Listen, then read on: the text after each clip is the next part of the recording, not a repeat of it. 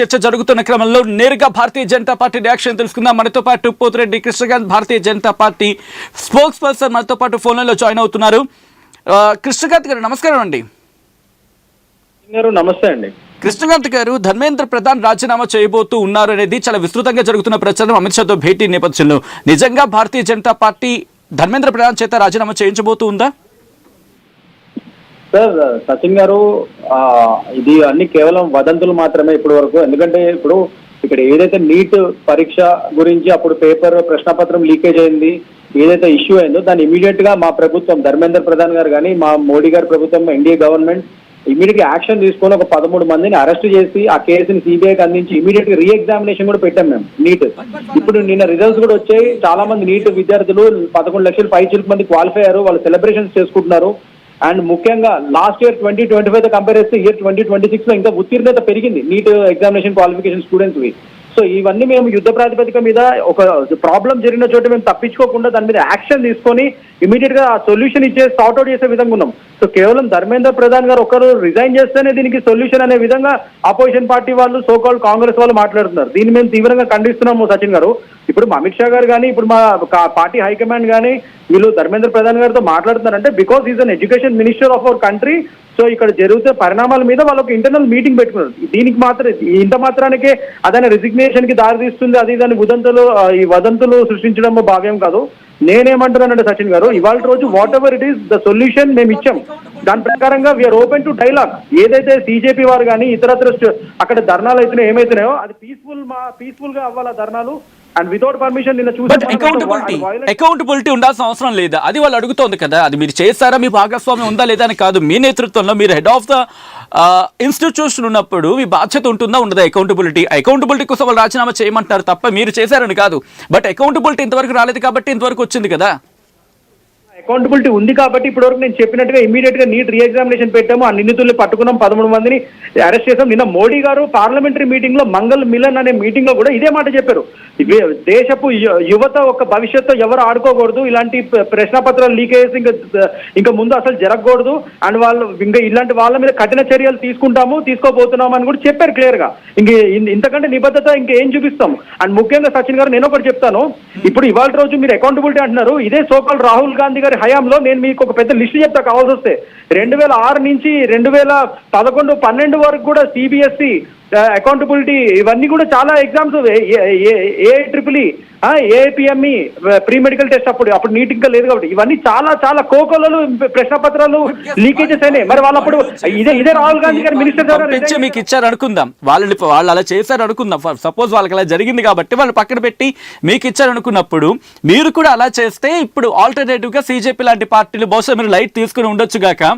ఆ లైట్ తీసుకున్నారేమో. అందుకే ఈరోజు సిజేపీ అనేది ప్రజలకు కూడా యూత్కి, జెన్సీకి ఆప్షన్ గా కనిపిస్తుంది అనడంలో అతిశయోక్తి లేదంటూ ఉన్నారు. దీని మీద మీరేమంటారు ఇంకప్పుడు? సచిన్ గారు, నేను ఇవాళ రోజు మీకు ఒకటి క్లారిఫై చేస్తున్నాను.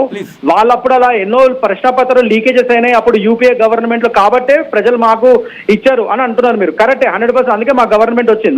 మా గవర్నమెంట్ లో ఎన్ని ప్రశ్నపత్రాలు లీకేజెస్ అయినాయి మీరు లిస్ట్ చెప్పండి.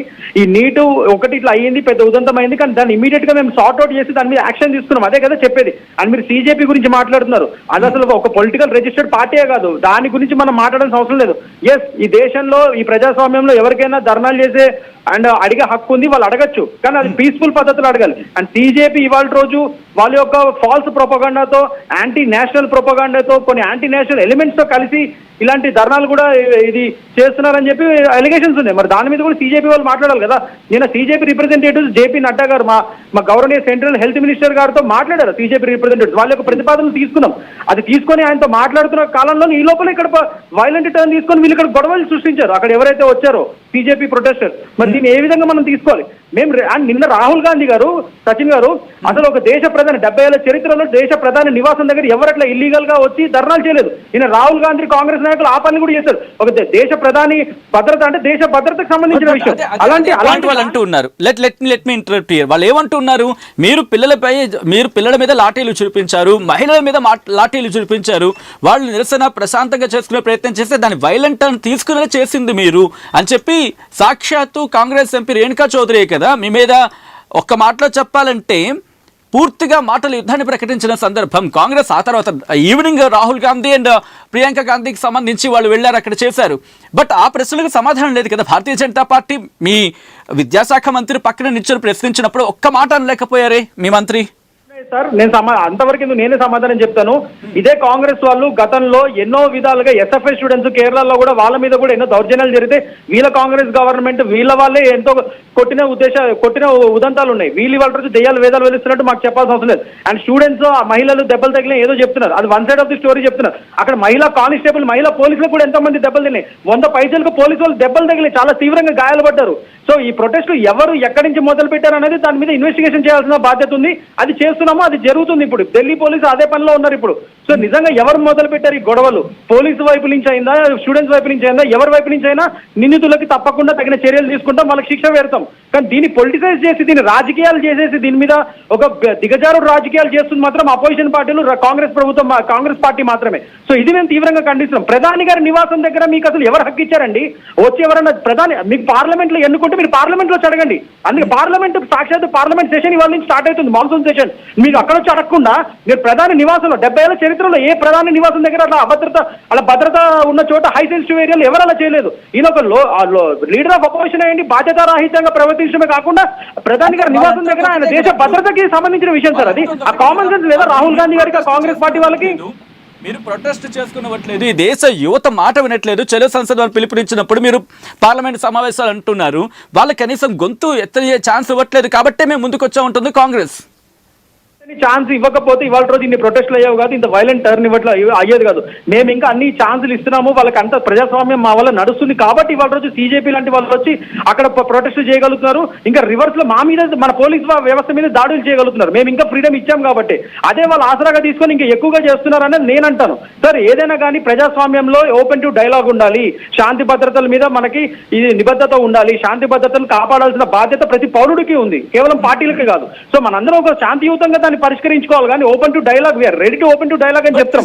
అందుకే కదా నేను జేపీ నడ్డా గారు పిలిచారు వీళ్ళని. వాట్ సిజేపీ ఈజ్ సేయింగ్, వస్తున్న వార్తల ప్రకారం మా దగ్గరికి మీరు రండి, జంతర్ మంతర్ దగ్గరికి కేంద్ర ప్రభుత్వం రావాలి తప్ప మేము ఇంకా కేంద్ర ప్రభుత్వం దగ్గరికి వచ్చే అవకాశం లేదు, రాము, ఏ చర్చలైనా జంతర్ మంతర్ లో జరగాల్సింది అంటూ ఉన్నారు.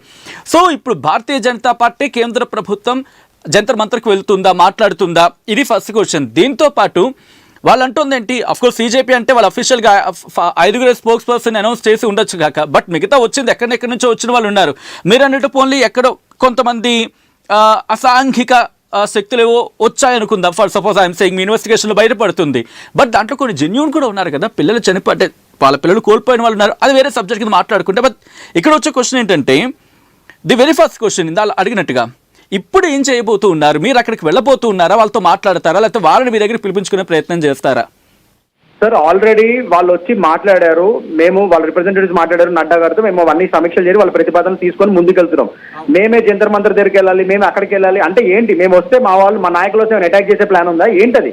మీరే అంటున్నారు అసాంఘిక శక్తులు ఏమైనా ఉండొచ్చు కాక అని చెప్పి. అక్కడ ఆల్రెడీ ఇన్ఫర్మేషన్, ఎలిగేషన్స్ ఉన్నాయి, ఇంటెలిజెన్స్ రిపోర్ట్స్ ఉన్నాయి. మరి అలాంటప్పుడు మా నాయకులు జంతర్ మంతర్ దగ్గర రండి అని వాళ్ళు ఎందుకు పనిమాల పిలుస్తున్నారు? అంటే ఏమన్నా అసాంఘిక శక్తులతో ఏమన్నా ఉన్నాయా అక్కడ ప్లాన్లు? మరి అది కూడా చూసుకో, సెక్యూరిటీ విషయం సార్. ఎవరు పడితే అట్లా జంతర్ మంతర్ డైరెక్ట్ గా వెళ్ళిపోవడానికి లేదు. మేము రమ్మంటున్నాం వాళ్ళని, మా దగ్గరికే రండి, ప్రజాస్వామ్యంగా రండి, మనం ఓపెన్ టు డైలాగ్ పెట్టుకుందాం అంటుంటే వాళ్ళు రావడానికి ఏంటి అంటే నీ ఉద్దేశం అక్కడ గొడవలు సృష్టించడం కానీ సొల్యూషన్ వైపు కాదు. అక్కడ ఆ సీజేపీ వాళ్ళకి గొడవలు సృష్టించాలని ఉంది, అంతేగాని సొల్యూషన్ వైపు వెళ్ళట్లే. అందుకని కావాలని మేము సొల్యూషన్ ఇస్తాం, మీ ప్రతిపాదన ఏంటంటే చెప్పండి రండి అని నడ్డా గారితో వాళ్ళని పిలిపించుకొని మాట్లాడిన తర్వాత కూడా మళ్ళీ జంతర్ మంతర్ దగ్గర అవే నాటకాలు ఆడుతున్నారు. మేమే రావాలని కావాలని పట్టుబడుతున్నారు. అంటేనే వాళ్ళ యొక్క వెనకాల ప్రొపగాండా ఏంటి, ఫాల్స్ ప్రొపగాండా ఏంటి, యాంటీ నేషనల్ ప్రొపగాండా ఏంటి అనేది జనాలు, దేశ ప్రజలు మొత్తం చూస్తున్నారు. మేము చెప్పడం కాదు ఇది. అండ్ దీన్ని పొలిటిసైజ్ చేస్తూ అపోజిషన్ పార్టీ వాళ్ళు, కాంగ్రెస్ పార్టీ వాళ్ళు చెత్త రాజకీయాలు, శవ రాజకీయాలు చేస్తున్నారు. సో దీన్ని మేము తీవ్రంగా ఖండిస్తున్నాం భారతీయ జనతా పార్టీ నుంచి. సో అది నేను చెప్తున్నా సంచీన్ గారు, ఇవాళ రోజు we are ready to open to dialogue. మేము సొల్యూషన్స్ ఆల్రెడీ ఇచ్చాము, నీట్ రీ ఎగ్జామ్ పెట్టాము. ఒక దేశంలో ఇంత పెద్ద ప్రాతిపదిక మీద ఇంత పెద్ద నీట్ రీ ఎగ్జామ్ పెట్టింది వితౌట్ మళ్ళీ ఎగ్జామినేషన్ ఫీ కూడా తీసుకోకుండా వాళ్ళకి రీఫండ్స్ ఇచ్చి మరి ఇమీడియట్ గా స్క్రాప్ చేసి ఆ పాత నీట్ ని మేము కొత్త ఎగ్జామ్ పెట్టాం. లాస్ట్ ఇయర్ 2025 కంపేర్ చేస్తే 2026 ఉత్తీర్ణత రేటు పెరిగింది. ఇంకా ఇది మా నిబద్ధత, ఇది మా గవర్నమెంట్. మీరు అదివన్నీ డైవర్ట్ చేస్తూ అపోజిషన్ పార్టీ వాళ్ళు ఈ దిగజారుడు రాజకీయాలు చేసి పొలిటిసైజ్ రైజ్ చేస్తున్నారు. ఈ సమాజ్వాదీ పార్టీ కానీ కాంగ్రెస్ పార్టీ కానీ పిఎం ఒఫీషియల్ రెసిడెన్స్ దగ్గర it's high sensitive zone, permissions లేకుండా ఒక లీడర్ ఆఫ్ అపోజిషన్ అయ్యండి నువ్వు ఎలా నుంచి నువ్వు అక్కడ ఎలా కూర్చొని ధర్నా చేసావు? ఆ కనీస నైతిక బాధ్యత లేదా నీకు? నువ్వా అపోజిషన్ లీడర్వి? అంటే దేశాన్ని అందరి ప్రపంచ దేశాల ముందు మన దేశం యొక్క పరువు ప్రతిష్టని నష్టం చేయడానికి కాదా నువ్వు ఇలాంటి పనులు చేస్తుంది ఒక లీడర్ ఆఫ్ అపోజిషన్ అయ్యండి? ఇది నేను రాహుల్ గాంధీ గారిని సూటిగా ప్రశ్నిస్తున్నాను ఇవాళ రోజు మీ ఛానల్ ద్వారా. Right Krishnakant, thanks for joining with RTV. అంశానికి సంబంధించి బీజేపీ వర్షన్ తెలియజేసే ప్రయత్నం చేసినందుకు. ఢిల్లీలో హై టెన్షన్ వాతావరణం అయితే నెలకొంది. రాజధానిలో గంటకు మారిపోతున్నాయి పరిణామాలు.